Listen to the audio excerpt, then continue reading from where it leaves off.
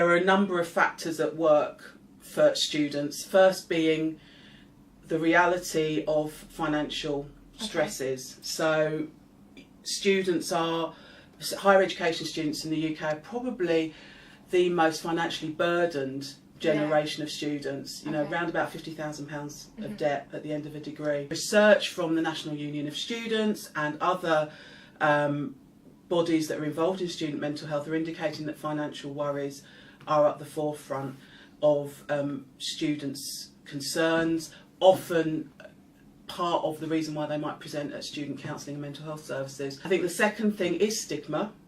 I think there is a sense of despite the consistent message that 1 in 4 of us will experience psychological distress at some point in any given year. Students, like anybody, there is particular stigma around mental distress and mental illness. There's quite a lot of social pressure, to have fun. Yeah. This is the best years of your life. Being depressed, being anxious, experiencing hearing voices is not something that's in the narrative about what a cool or healthy student should be experiencing. So I think those things at work can make it very difficult for higher education students to pause and to think about what they're experiencing and to acknowledge that they might need some extra support. Western medicine and science has made a distinction between mind and body, and that's been from the Enlightenment times, so that when we think about health, or up until quite recently, when we think about health, we haven't necessarily thought of people as whole beings, mind, body, don't even mention the idea of spiritual aspects of life.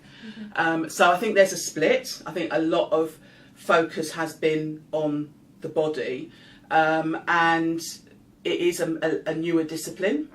And it is something that perhaps because of religious belief systems and a lack of understanding, there have been a lot of fiction built up around mental health. So that as a result, not only does mental health have lesser esteem and focus in terms of funding, it also has less priority. In my experience of working with students that are either experiencing distress and common mental health conditions like anxiety and depression, being different, being seen as different, weird, ill, dysfunctional is a big concern. Some of that is that for many students who are coming to university post sixth form at around about the age of 18, one is still in the developmental life stage of forming their identity, getting a sense of who they are, breaking away from family and getting a sense of their individual identity.